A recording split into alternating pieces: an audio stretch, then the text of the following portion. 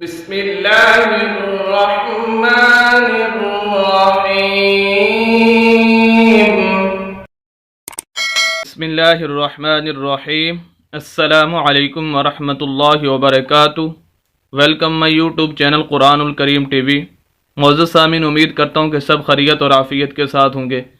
الحمدللہ آج ہم تختے نمبر 14 اس کا پارٹ 1 پڑھنے جا رہے ہیں۔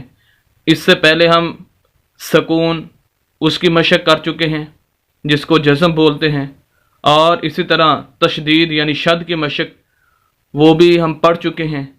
اب اس تختی کے اندر جو آج ہم پڑھنے جا رہے ہیں، اس کے اندر شد اور سکون یعنی شد اور جزم ان دونوں کو ملا کر پڑھنا ہے، اور اس کی پریکٹس کرنی ہے کہ اگر ایک لفظ کے اندر یہ دونوں چیزیں اکٹھی آ جائیں تو کس طرح پڑھا جائے گا، اسی کو ہم پڑھنے جا رہے ہیں۔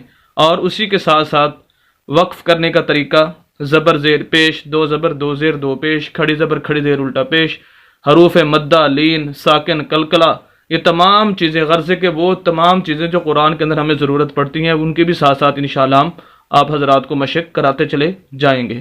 تو آئیے شروع کرتے ہیں۔ اعوذ باللہ من الشیطان الرجیم، بسم اللہ الرحمن الرحیم۔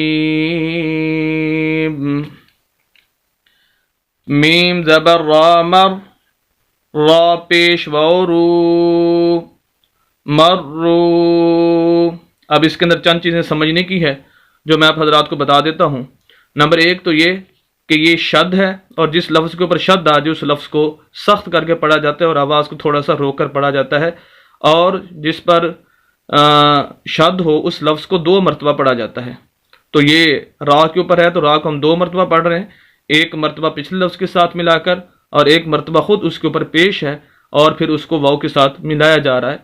تو جو شد ہوتی ہے اس کو اس لفظ کو سخت کر کے پڑھا جاتا ہے، تو اسی وجہ سے ہم پڑھتے ہیں مرو، سخت بھی کرتے ہیں اور ہلکی سی آواز کو رو کر پھر ہم آگے پڑھتے ہیں۔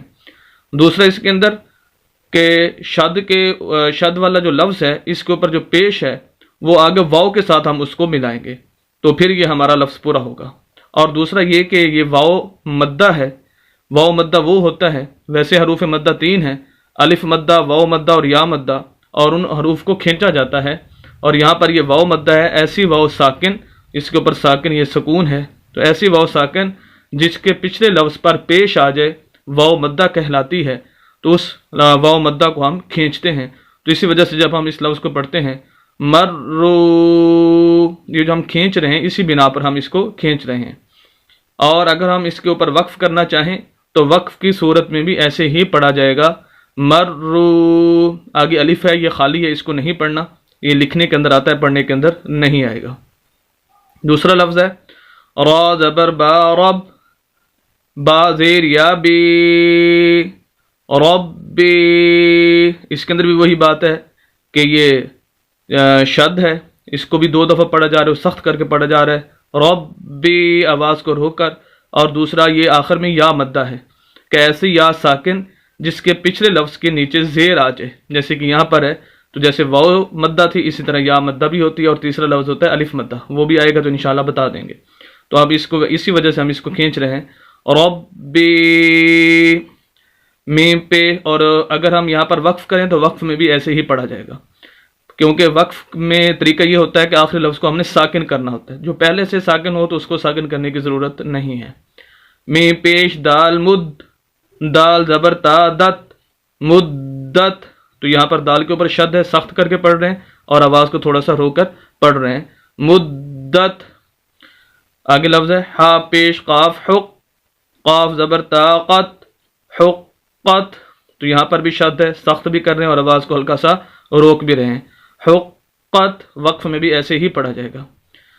اس لائن کا آخری لفظ ہے خا زبر فا خف، فا زبر طافت، خفت، تو یہاں پر فا کے اوپر شد ہے اور پھر فا کو ہم آگے سکون کے ساتھ ساکن حروف کے ساتھ ملا رہے ہیں، وقف میں بھی اس کو ہم ایسے ہی پڑھیں گے۔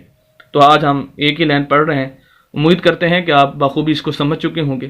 آپ حضرات سے یہی درخواست ہے کہ آپ ہمارے اس چینل کو ضرور سبسکرائب کیجئے اور صدقہ جاریہ سمجھ کر شیئر بھی کیجئے۔ ملتے ہیں نیکسٹ ویڈیو کے اندر کل انشاءاللہ۔